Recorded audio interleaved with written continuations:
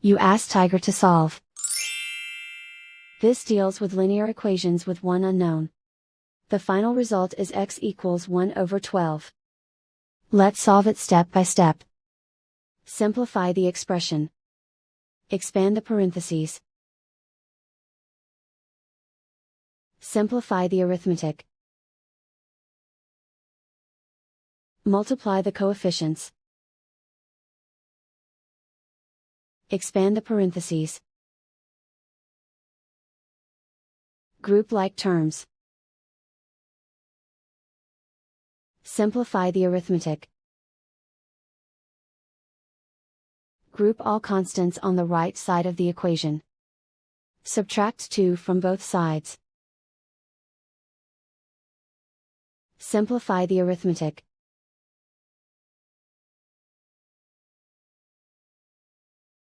Isolate the x.